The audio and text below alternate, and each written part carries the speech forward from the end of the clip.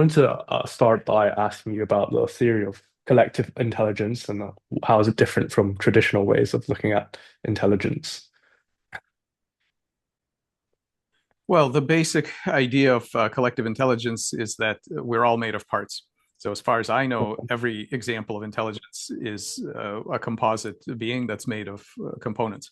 And what we need to understand is to what are the properties of those components that give rise to the larger system having some sort of intelligence in some space.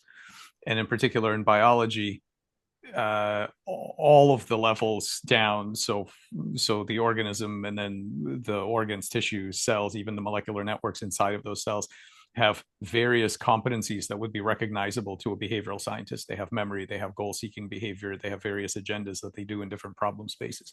So that's the goal of this research agenda, is to understand how those competencies become aligned towards Right. larger scale problem solving.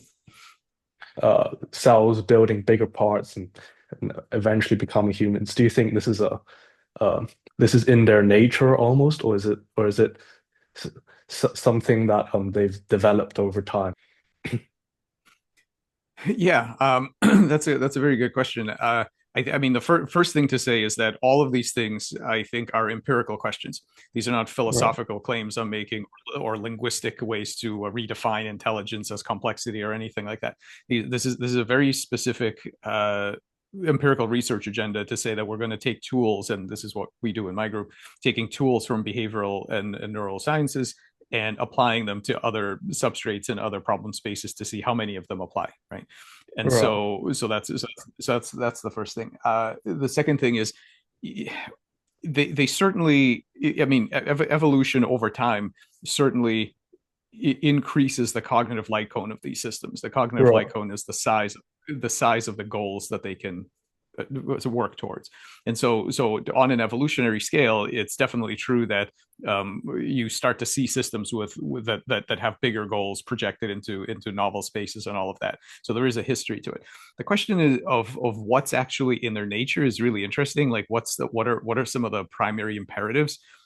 And the standard assumption of evolutionary theory is that it's persistence, basically that whatever persists gets observed, and that's it, and that's the thing Right. that drives all of it.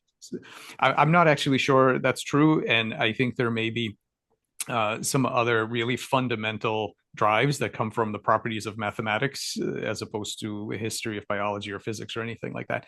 And what those are, we don't know yet, but we're exploring some of those. And collective intelligence should have a lot to say about that, because Right. being made of parts means that your boundaries are not fixed. In other words, the border between you and the world can change. Parts can come and go. The self model can scale and shrink. And so I have a feeling that there are some really interesting imperatives there about demarcating yourself from the outside world and various ways that you can undergo change over Mhm. time, right? So this paradox of change, it's not just persistence, but we don't know what those are yet. This is very active research now. Okay. So you spoke a little bit about the cognitive light cone and how the system scales up. I just wanted to touch a little bit on that and ask, like, why do different almost like why do the cells form different animals over time? Evolution, diversity, and they have different cognitive light cones. And um what makes one system have a more advanced cognitive light cone than another? Well, let's look at a very kind of a minimal sets of examples. Um, one way to think about the cognitive light cone is simply the size of the goal state that the system is able to pursue. So different systems are able to, in order to pursue specific goal states, you have to be able to have a memory that stores the set point, right? So you have to be able to represent the goal towards which you're working, and then implement some degree of uh, ingenuity to pursue that goal under different circumstances. And different systems have different mechanisms that enable different aspects of that. So for example, individual cells tend to have very tiny cognitive light cones because what they mostly care about are simple states like physiological states, metabolic states, hunger level, pH, these kinds of Oh, things at the scale of a single cell, with a little bit of memory going back, a little bit of predictive capacity going forward, but really a small cognitive light cone. When cells merge, and this is just one example, but when cells merge with other cells in electrical networks or physiological networks more broadly, the collective, that network can remember things that individual cells can't remember, and they can do things that individual cells can't do. For example, bend and acquire different shapes and use physical forces and so on, to now explore anatomical morphospace instead of just metabolic spaces and physiological spaces. So they end up having much larger goal states. For example, cells oh, in an amphibian might have the goal state of building a limb. You know it's a goal state because if you try to deviate it by cutting off the limb or making these perturbations, the cells will work very hard to get back to that shape, and then they stop. And that's the sign of homeostatic behavior, is that you deviate them, they know exactly what the set point is, they work towards it, then they stop. So in that case, we know what are the mechanisms that allow that scaling, and it's the physiological networks. so do you expect us to see some systems where we might not understand all organisms that we might not understand their cognitive light cones, or like maybe not maybe on Earth or outside of Earth, that we see some systems or organisms where we'll never be able to understand it, like how dogs don't understand how we perhaps our languages or our philosophy. Well, there's a couple of things there. One is, for sure, the detection of other minds is a two-way IQ test. So Right. you will only see things that you're smart and creative enough to see. So there is, for sure, there will be cognitive light cones that are operating in unconventional problem spaces at different scales, to very large, very small, very fast, very slow, in all kinds of weird spaces that we are not good at noticing. Now, I do think that we can strongly improve our ability to do so. And so this is the problem of mind blindness. We are very narrow in our understanding of what other minds look like. And we can develop tools. And this is the work of the emerging field of diverse intelligence, is to develop tools, both conceptual Right. tools and actually practical protocols and equipment and things like that, to help us observe and recognize and relate to other minds, just like we at one point only could detect a very thin sort of layer of the electromagnetic spectrum, but once we have a full theory of it, we can now go much broader. So I do Right. think that we can do a lot better than we are doing now. However, I'm sure that as finite beings, there are limits, and there will be other minds that we are not going to be able to. I'm sure there will be other minds that we're not going to be able to fully understand. The question becomes: are there other minds that we're not even going to be able to detect? In other words, never mind understand, but not even to detect or not even to communicate with them. Probably that's true as well, because we are finite beings no matter what we do. But I think we can improve off of where we are now. You mentioned, alien life. I mean, people have so much difficulty with the concept that our own cells, which they have the same evolutionary stream, they're inside of us. Like, well, these are not alien beings, and Yeah. yet they're alien enough because they operate at different scales with different types of goals, that people find it extremely difficult to wrap their heads around different kinds of intelligence inside our own bodies.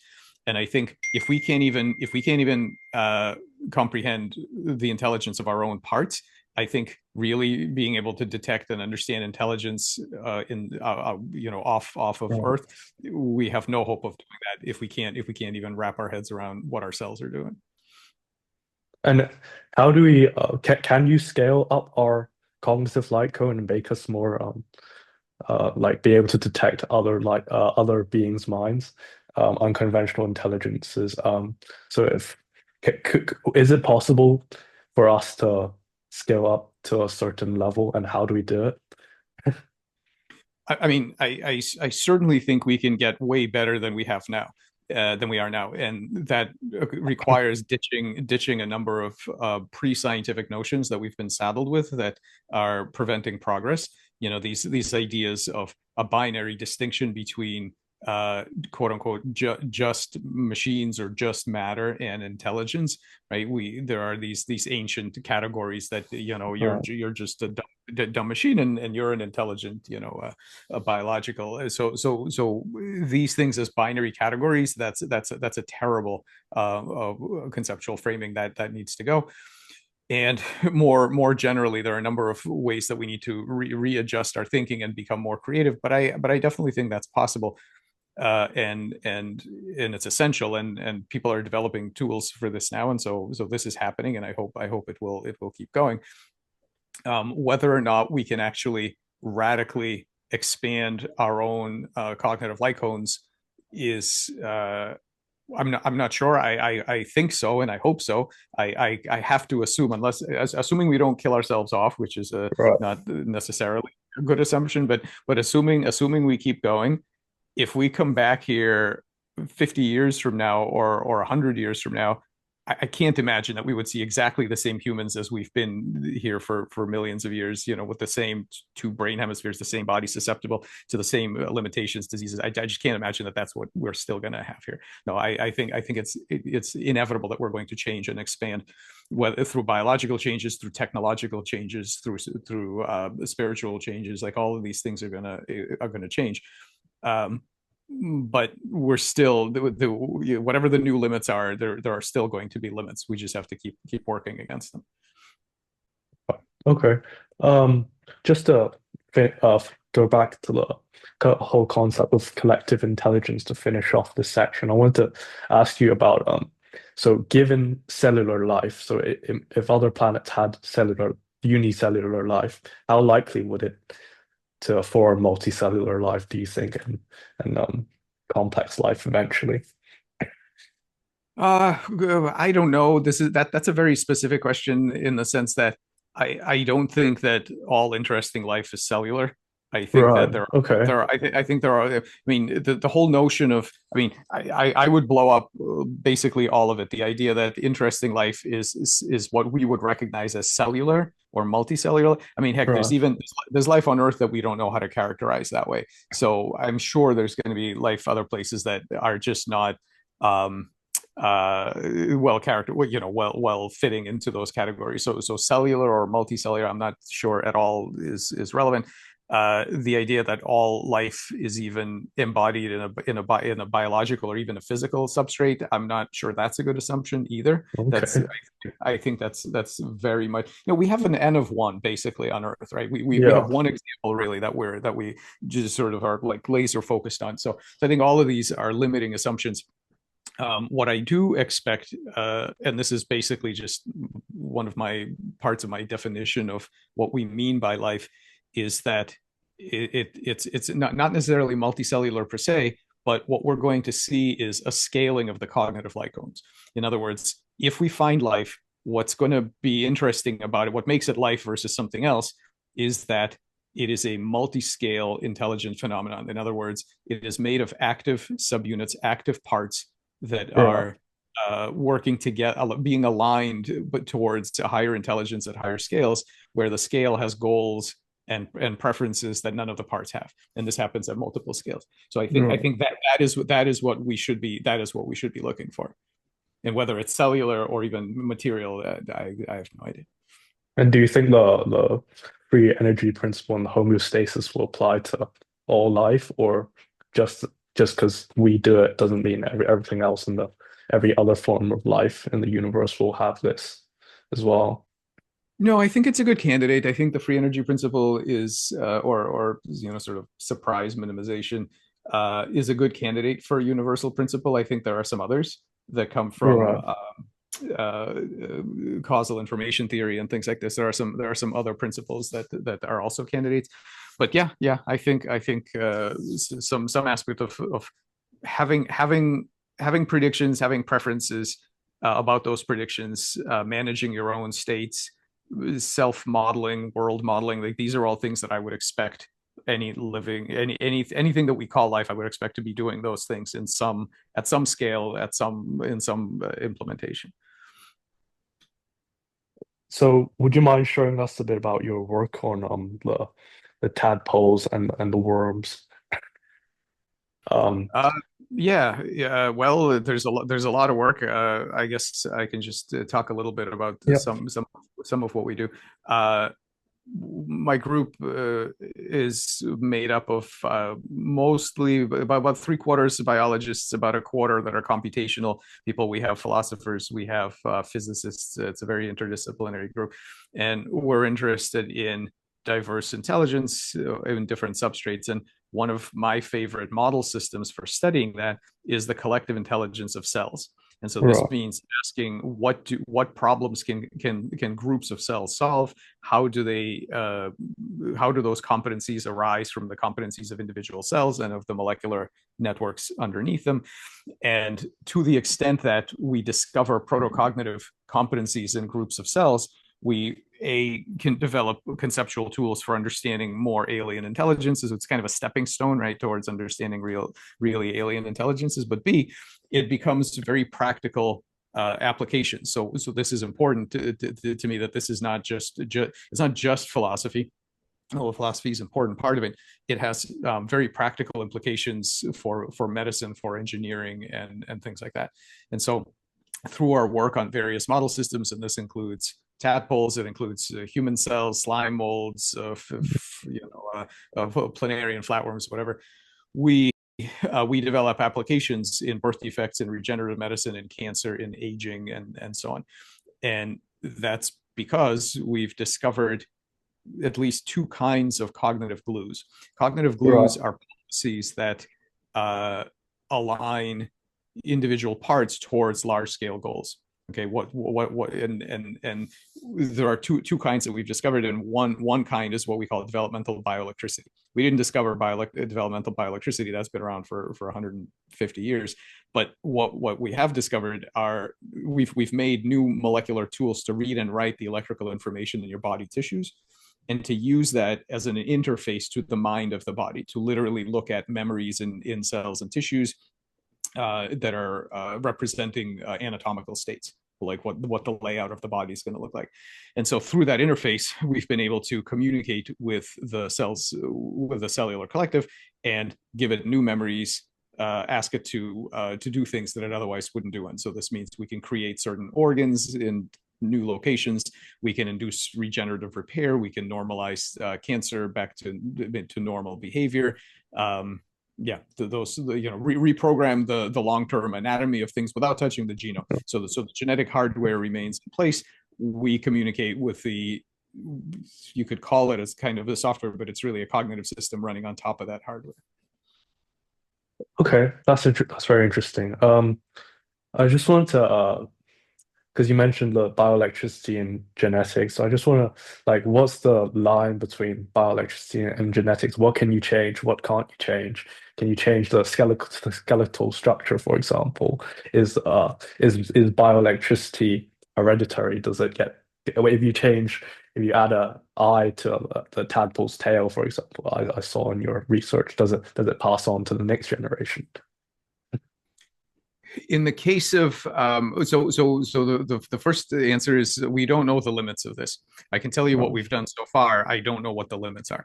So we don't know. I don't have any data to suggest that these things pass on to the next generation. For sure, what they don't do is change the genetic sequence. Okay, so they don't touch oh, the genome, but that doesn't mean that something might not get passed on. We don't know. The kinds of systems that we're using, frogs have a 2-year reproductive cycle. We don't do a lot of multi-generational things. It just takes too long.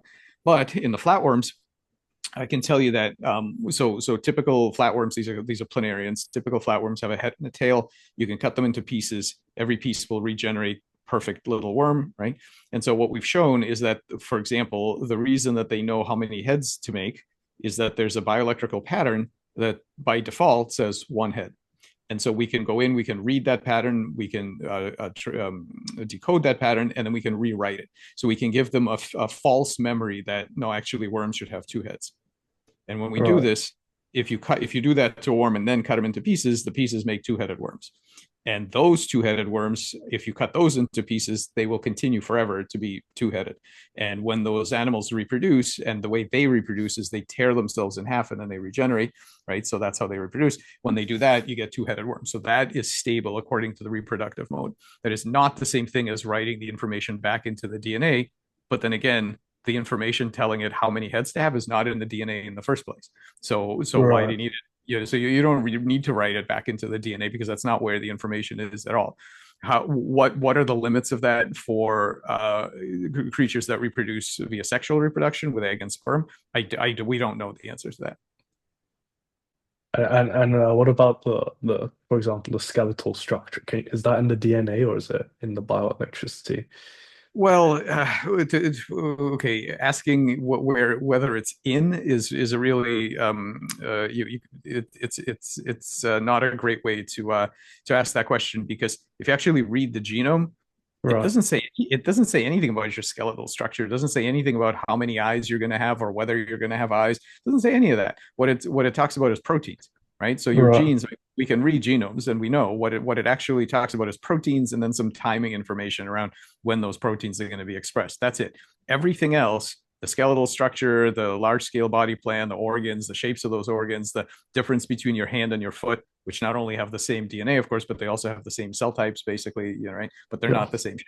So all of those things are not in the DNA directly. Now, the question you could ask is, what's the most convenient way to change them? So if you wanted to change them, what's the most convenient way? Absolutely, you can use bioelectrics to change skeletal structure. It's been done by a number of groups. Um, Overall, what we've shown is that addressing the system at the level of bioelectrics is much more efficient than going down Right. to the level of molecules. So when we ask a tadpole to make an eye in the out of its gut cells, we don't say, here's what you got to, here are all the genes you have to turn on and off, here are the stem cells you have to, this is how you make an eye, the retina has to be here, and then the optic nerve has to be here. We don't say any of that. We issue a very high level subroutine call that says build an eye here. That's it. Everything else, the Right. system takes care of everything else.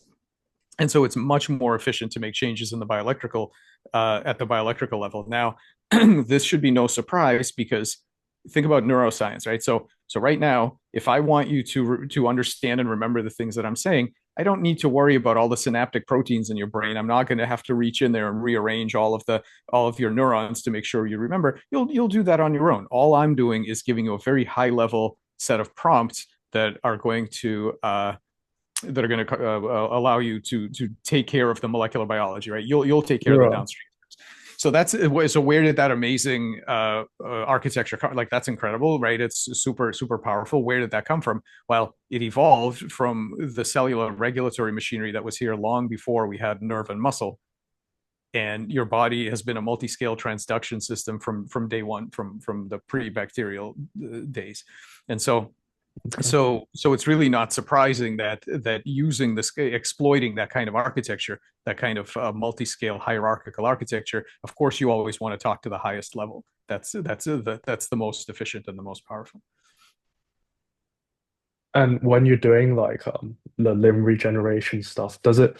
Because I guess tadpoles and worms traditionally they have some regenerative capabilities, but in maybe other animals they might not, like humans, for example, we cannot regenerate our arm.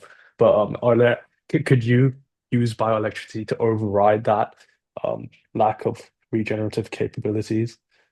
Well, this is what we're doing now. So we have projects in the lab moving from frog to mouse, and then after mouse, Right. presumably some preclinical model. So we're working on that. You know, we tend to think of mammals as being non-particularly regenerative, but for example, deer regenerate their antlers every year. Right. So here's a large adult mammal that regenerates huge amounts of bone, vasculature, innervation, skin every year. It grows 1.5 centimeters of new bone every day. You imagine that, a centimeter and a half of new bone every day. Mammals, I don't think it's right to say that mammals can't do it. I think the better claim is that they currently don't do it for various evolutionary reasons. But I'm pretty optimistic that we're going to be able to make that work.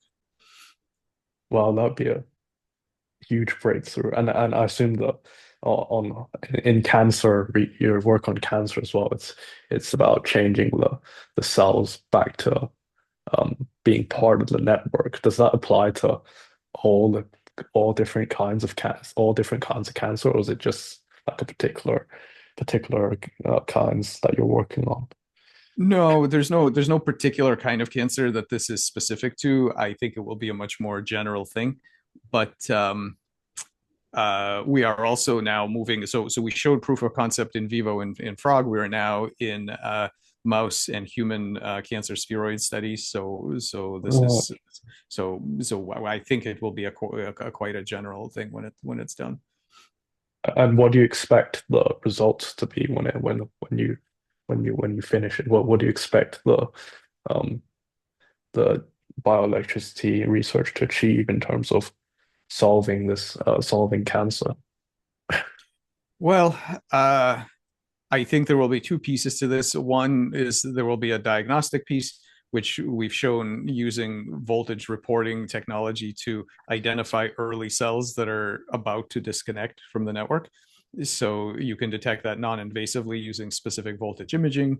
So one, there will be some technologies for early detection or for margins detection during surgery and things like that. But also there will be interventions in the form of drugs, basically, that uh, correct the bioelectric state back to where it Yeah. should be, reconnect cells to their neighbors so that they can remember how to build proper organs instead of going off and being amoebas in the body. And yeah, that's what I expect. And when you I guess, alter it back to the being part of the network, does it is it more does it get more susceptible to deconnect like maybe a couple years after or 5 years after That's a good when you question. put it back? It's Yeah, that's a good question. We don't know because we haven't done long multi-year experiments yet, right? So we don't know. We'll have to find out. The research it gets done in model systems that are fairly rapid, so that you can get your answer and move on to the next step of the discovery process. But when people start taking it and are living for decades, then I don't know how long this such a thing will last. I can tell you that for example, in the frog limb regeneration case, we do a 1 day treatment, so 24 hours, followed by a year and a half of leg growth, during which time we don't touch it at all. So you get a year and a half of response from a 24-hour right. treatment. So I don't know that cancer will work the same way, but maybe, right? So maybe you'll take the treatment for a certain amount of time, and maybe that buys you a couple of decades or some number of years of health, and then maybe you got to do it again. I don't we don't know. We have not obviously done experiments at that scale. I know. What about I guess you touched on the frog being 1.5 years. What about the worms? Are they similar times? Could you expect like it all to be kind of similar in terms of the time scale the The effects will last? the worms are permanent. So Permanent. Okay. so so when we make the change, it takes 3 to 6 hours of Right. the drug exposure to do that, and after that, they are permanently shifted to a different body architecture. You're right. I Okay. don't necessarily expect humans to be like that in all cases. For example, we have a different experiment in worms where we cause them to grow heads belonging to other species. So we can make them grow heads from a different species. They do that. Those heads stick around for about 30 days or so, and then they go back to normal. Okay. So in that case, you have about a month of time. So I don't know what it's going to look like in humans yet. I guess we'll move on to the SETI, which is the topic of today. Do you expect there to be a lot of Oh, well, I guess you already mentioned that you do expect there to be a lot of different kinds of life because life is not just cellular. But if we were to try and communicate with perhaps civilizations from other parts of the universe, how should we approach the problem? And I guess it goes both ways because we have to try and receive the signals as well and try and interpret their signals. So how what would be the best way to interpret signals from outer space and as well as sending them? I mean, uh, the first thing to say is that I'm not an expert on SETI or Yeah, semiotics or anything like that. Uh, I think that step one is to get better at communicating with intelligences that are all around us here. So I wrote a right. piece about this concept of SUTI instead of SETI, right? SUTI. So the search for unconventional terrestrial intelligence. So my claim is that there are unconventional minds all around us, and we could talk about examples, but we are generally blind to all of them, and we are just beginning to develop the tools, both practical tools and mentally conceptual tools, allowing us to even think about these things, which most people find very difficult. I think if we can't get that straight, the chances of actually detecting or communicating with an extraterrestrial intelligence are Yeah. zero. We are not going to be able to do that if we can't even do it with the intelligences that are here on our own planet. And I think my personal expectation is that the universe is full of interesting minds to communicate with in all kinds of weird scales and embodiments and whatever, but we are basically completely blind to all of it as of now. We need to improve that situation. So when you talk about searching for unconventional intelligence on Earth, what would be, I guess, some examples and how we go and approach this problem? I guess one example Well, would be cellular, and you're already doing that. But what yeah, would I be mean, some? communicating. I mean, step one, which is a very practical application, is communicating with your body organs. Uh, So being able to communicate with your liver and being able to say, so how are you doing? What are your goals? Which ones are not being met? What are the challenges that you're having? What do you need? How do you feel? Like these basic things. I mean, and people think it's crazy, but basically, for the exact same reason that we attribute cognition to each other, we have to take very seriously the idea that a version of it, not the same. You're not going to talk to it about movies or technology or anything like that. You have to talk about the things it cares about, which is navigating physiological space. It's a relatively high dimensional space working at scales that we don't understand. We need tools to be able to communicate with these things. So these are active projects in my group, talking to tissues, talking to cells, talking to gene regulatory networks. Some people are making tools to talk to whales and dolphins and things like that, but there are lots of much weirder things to talk to, and we're developing those tools. um, if we can't even wrap our heads around that, we're gonna have real problems with really alien intelligences. But even just the very basic thing of people generally treat this concept of intelligence as if it were a binary category, as if it were some sort of physiological, philosophical, I mean, some sort of philosophical category that you can just decide sitting in an armchair. So they'll say, well, that's just a cell. That's not intelligent. I'm like, well, have you done experiments? What experiments have you done? Because intelligence is about different kinds of problem solving in different spaces. You can't just decide what things are. You have to do experiments, and you have to remember that anything like that is a two-way IQ test. You're only um, going to see what you're smart enough to detect, and so softening some of these assumptions, right? The question is what kind and how much. Not is it intelligent, but what kind does it have and how much. Maybe very little, but maybe significant, because we are not good at detecting them. We see cells and tissue solving amazing difficult problems in high dimensional spaces, things they've never seen before, and people find it very hard to think about those things. and how do you communicate with? Because you talked about communicating with my liver, for example. So how would you even go about asking it, like, beyond its, I guess, health status that the doctors normally do, but how do you go beyond that and actually communicate with the organ? Well, you need two things. You need an interface, and so you need a technological interface through which to communicate. And we have many of those. People are now building wearables that detect chemical signals, electrical Uh, signals, optical, biophotons, biomechanical signals. So lots of interfaces that you can use. We really like the bioelectrical interface in particular. Um, and then the next question is to be able to understand what it is that they're saying. In other words, have a translator technology that is able to convert the things that we understand into the things that it understands. And I'll give you just two examples of how to think about something like that. The first example is uh, imagine you're going to play tic tac toe with an alien.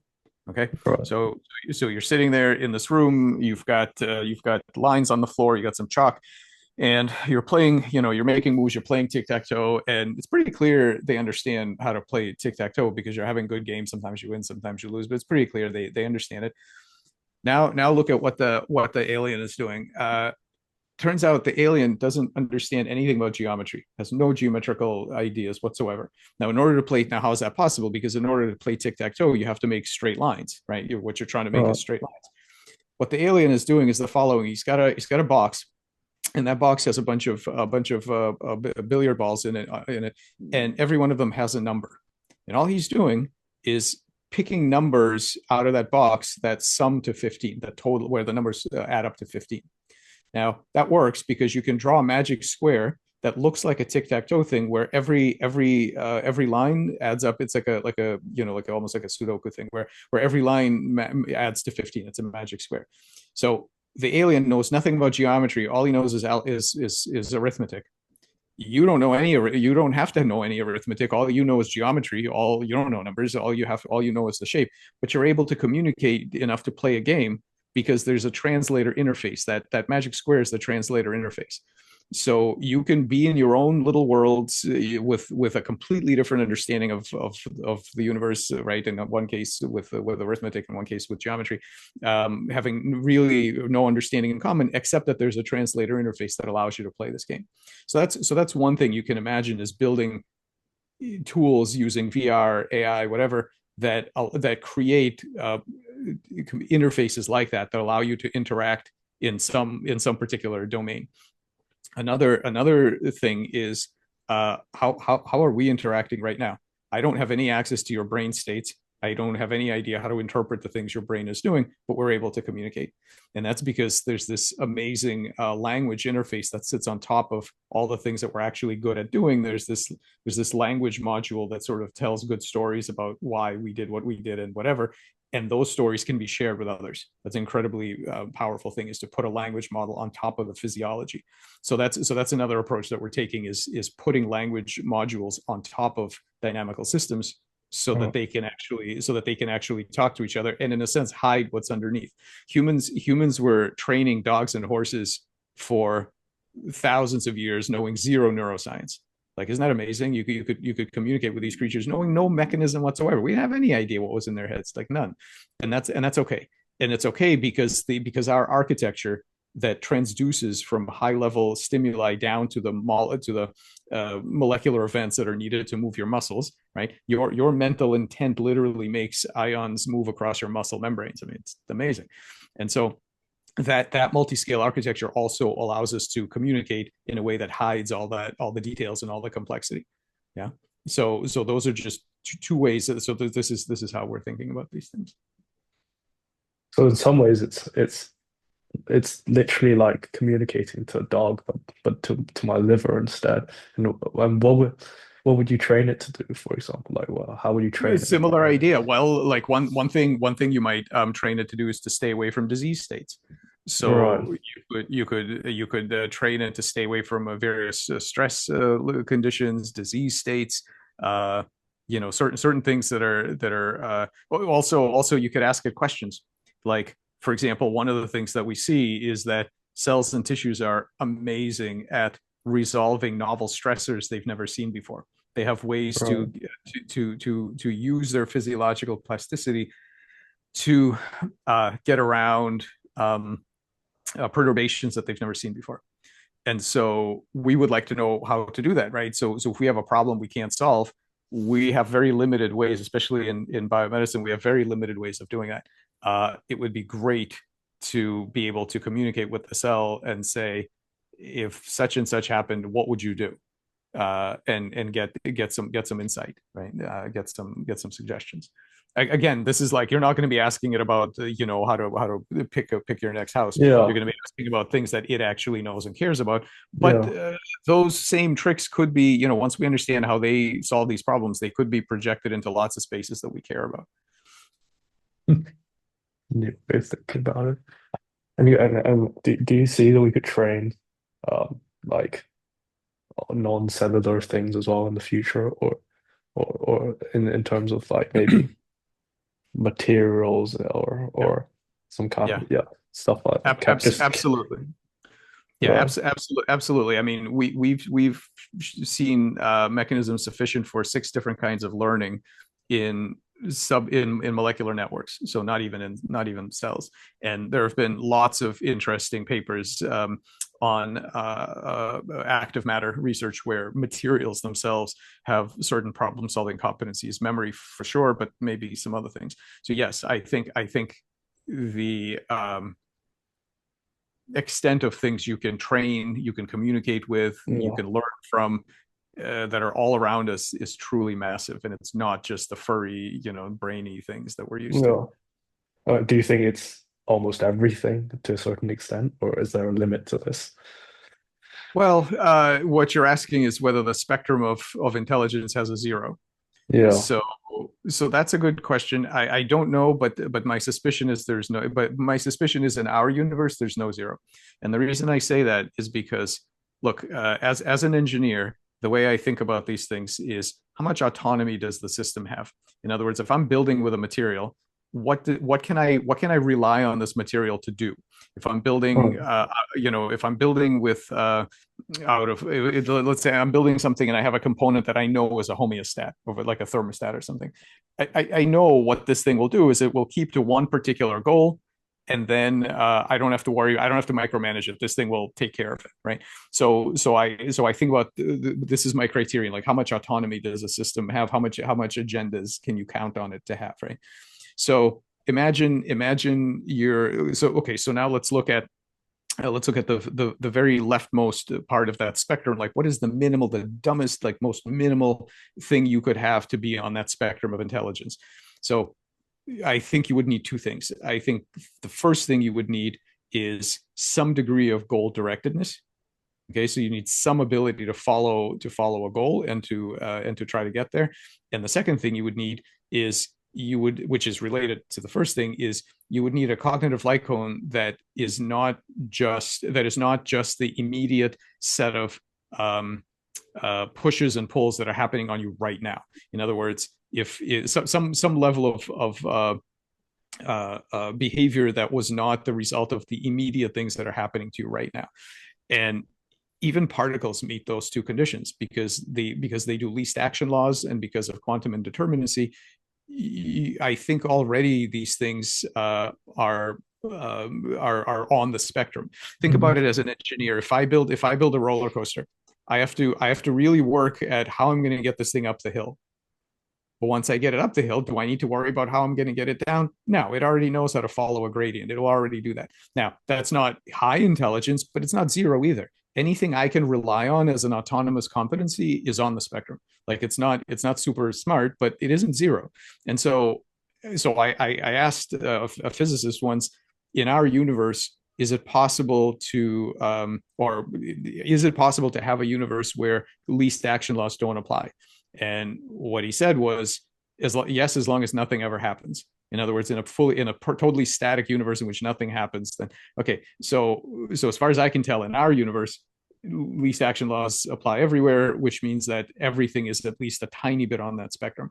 And once you're on that spectrum, life is what we call systems that are progressively cranked up higher and higher on that spectrum. In other words, things that are scaling up the cognitive light cone of their parts these are the things we call life and that we're, sort of super excited about. But things like a rock, a rock, the thing about a rock, it's not that it's zero intelligence, it's just that it Right. has exactly the same as its parts. So if you chop a rock up into pebbles, those pebbles have exactly the same competencies as the entire rock. You've gained nothing by putting them together. So this is why we're not excited about rocks. It's not that it's zero, it's that it hasn't, the scale up hasn't happened. Whereas if you look at biology, every level of organization has something new to offer, and that's why we're excited about it. But I don't think there's, in our universe, I don't think there's a zero. There is no dead matter, so to speak. Right. And everything is multi-scale architect, like, or what? Everything is multi-scale, but not everything scales up the cognition.